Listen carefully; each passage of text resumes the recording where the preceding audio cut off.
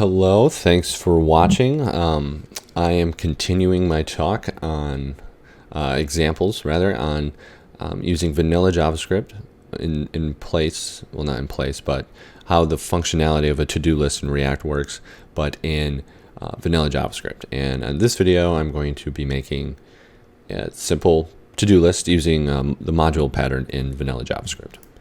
So in the last video, I just used basic some functional, I guess, programming with some event listeners on the page. So if I click a button, it adds an item, and if I click another button, it removes the item. No database, it's static. And so I am going to do the same with just a different pattern, and it's going to be my version 2, I guess. So, and I'm going to actually use these, even though, but the module pattern is going to be a little different, which we will get to. And these aren't going to be delete item.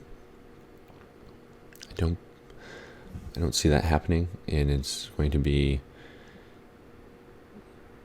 yeah, I'm not going to be using these, so delete that, which I will get to eventually. And we're going to use some different terminology in this video. So we have some encapsulation, some closures, and some immediately invoked functions, which are pretty easy to pick up. So if we do, we're going to make a constant variable, so it's just going to be module. And this is going to be the immediately invoked function. And that's it. So this right here, wrapping parentheses around your function and invoking it immediately, is your IIFE.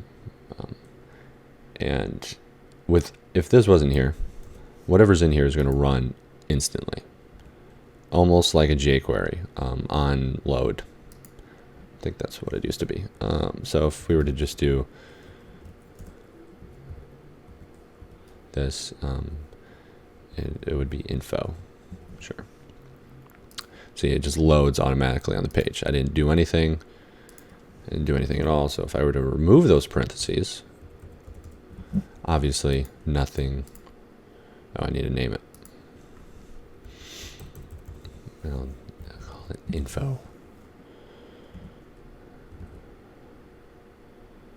Oh, yeah, I'm getting those errors. So obviously nothing's happening because it's not invoked.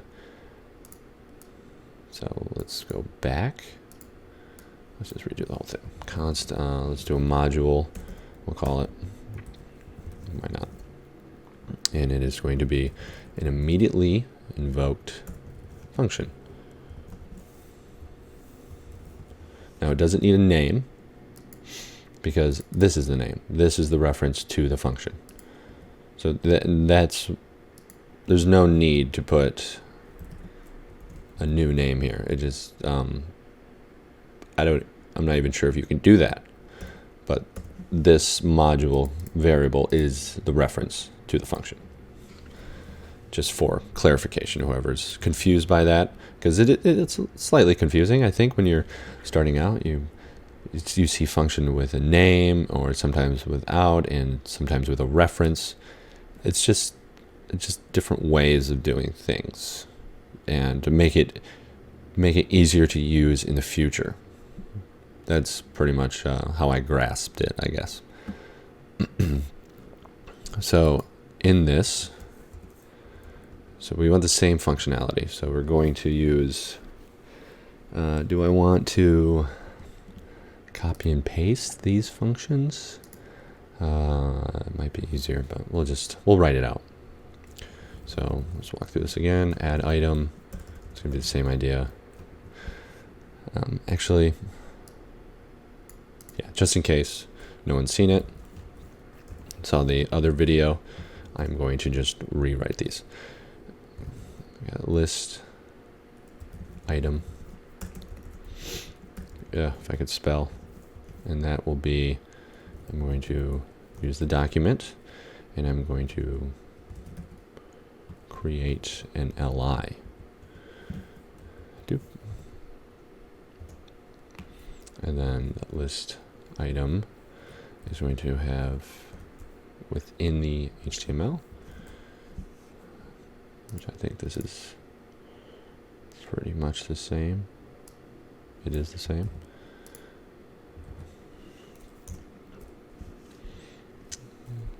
And I think what a okay. Then to do no.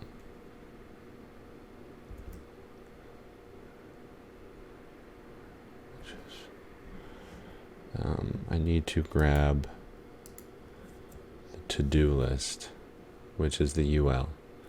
So I'm going to take it out here. And this, yeah, so const to-do list. And it's going to be, I'm going to select document.query selector, and it's going to be the, what do I need? I need the input box. So I need the info inside. I need this value in there. And this is going to be the, this is going to be the UL because we have to append to it. So actually, this should be, I don't know what I was thinking. So this is actually the input box. And this is going to be document.query selector. And it's going to be the to-do list.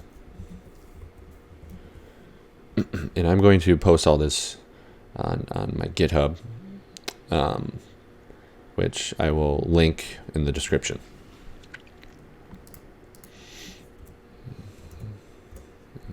So now I have access to those.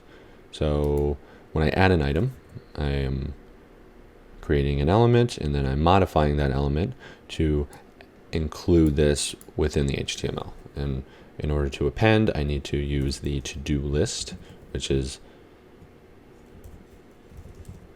the unordered list. And I'm going to append the child, add it to the end, and that will be a list item. Okay, and then so if the idea is when you click that, it gets added to the end. Also need a the form, like it's the submit button. So we'll just do that. Form submit. Might want to add function first. Form submit.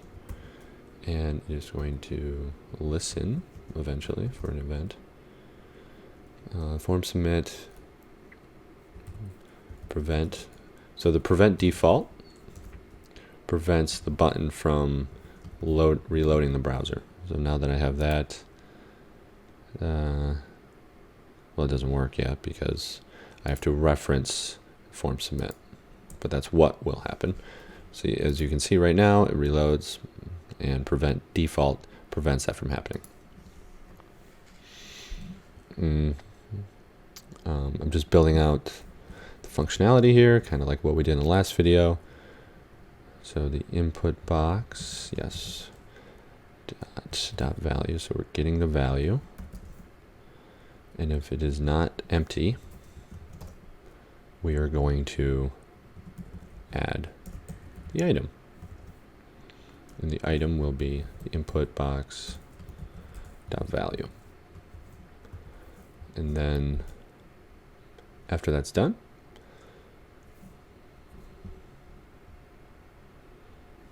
actually, I know I was going,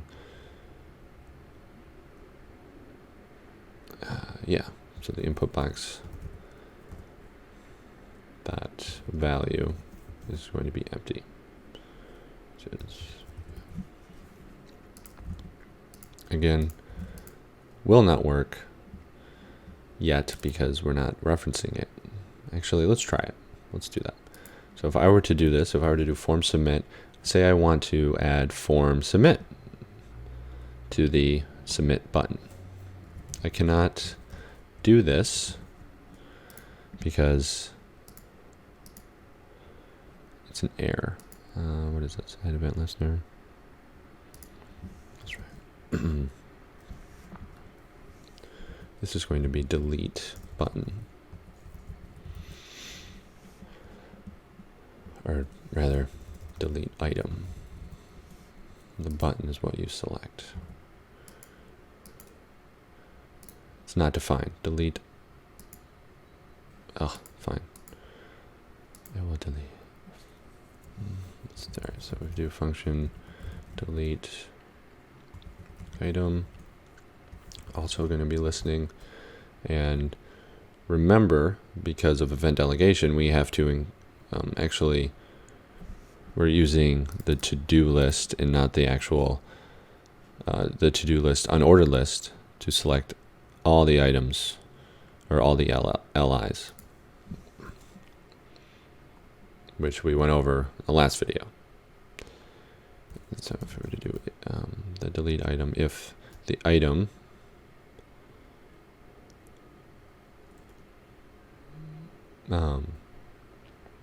if the event, so the event that the mouse does dot target, if the class name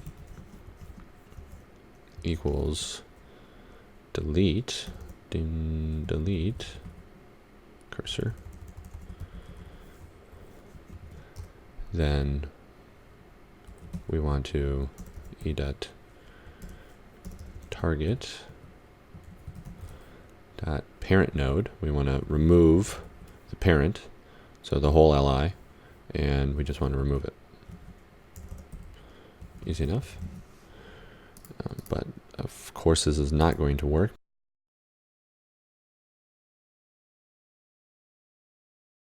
Yes, so coming back, I cannot call delete item function from the outside because it is encapsulated because of encapsulation. So basically this constant module and declaring this function, I'm prevented from grabbing this from the outside, and I cannot call module dot delete item either because it is undefined. This is not an object. It is not being returned. So what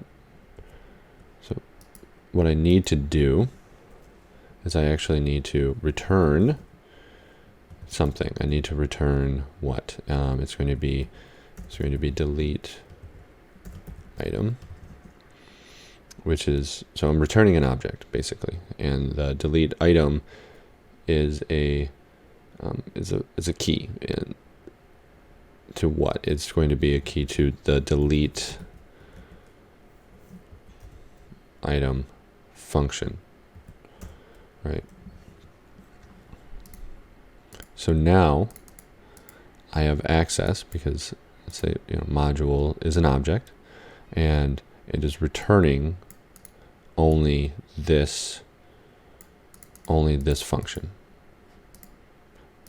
and that deletes now, but I cannot add anything yet because it is not public. And this has to do with closures. So on the call stack, when a function is called, it gets added to the top, and then when another function is called, it gets added on top of that. And when that happens, the function on top has access to, say, the function below it. And since this function right here, delete item, is being called, it is on the very top of the call stack, and it has access to the function below that, which is actually the one that is being called or invoked immediately, and which happens to be the delete item. And so pretty much anything in the return statement makes it public when calling module. So if I were to do module dot, I believe it's submit button. Yeah, so the form submit. So you would think that would work, but it is not, because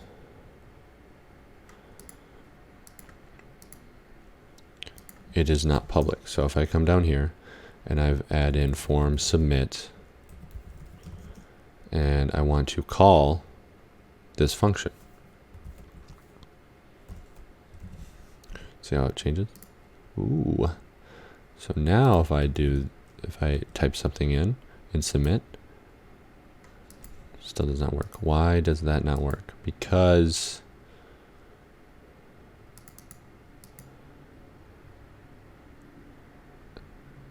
you'd have prevent form submit. That should work. That's because add item, add item is not public as well. Chris. Add item. Get rid of that. So now, okay, now I'm just lost. Add item, input box.value.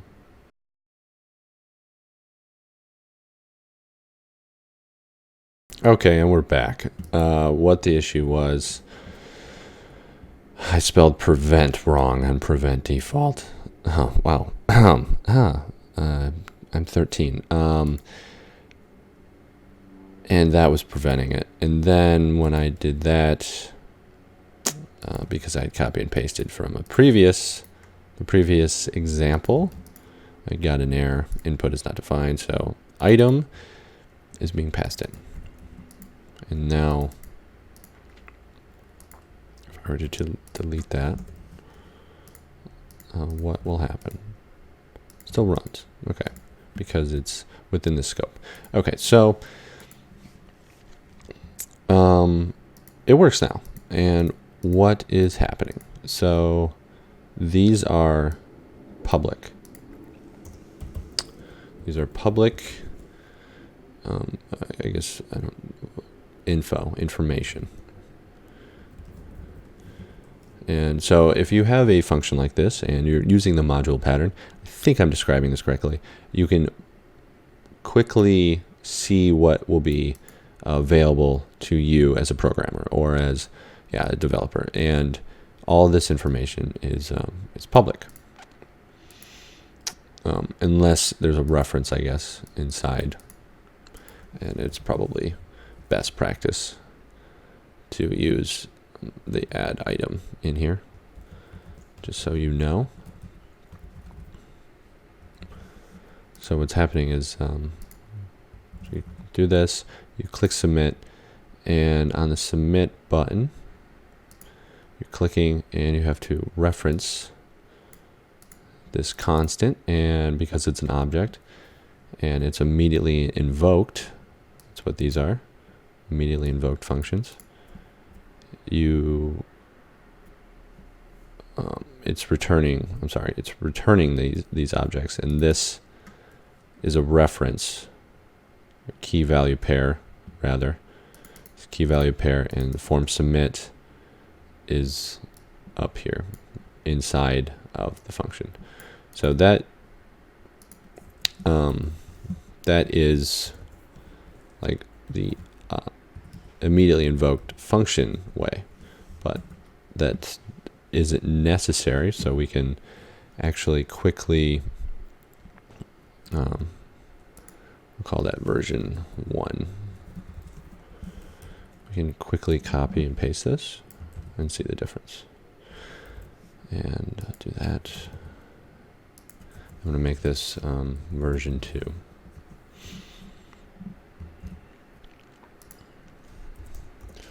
We're going to remove these, and you will see that it does not work any longer.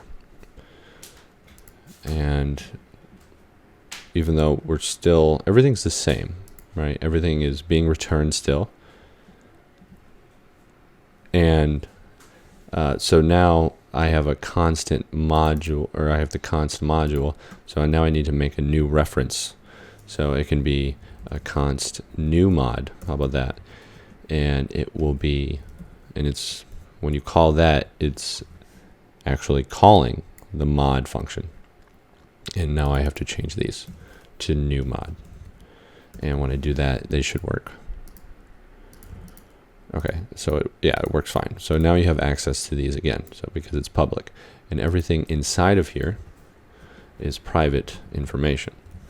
And this whole idea is the idea of closures. So like I described earlier, the function call on the stack has closure over the previously called function. And what's happening is we're calling this function, and it's running this, and then it ends up returning these functions. So when these functions are called, they're added on top of the stack, and now they still have access to this information. And because of that, we can access that publicly. So the module pattern, it shows some different ways of encapsulation, closures, and immediately invoked functions. And this information returned, I think, is publicly, or it's available to the public, and it's just in one spot. So that's what makes it, I think, useful. And so this video that kind of describes that. In the next video, I'm going to describe object-oriented programming for pretty much the same to-do list. So thank you for watching, and stay tuned.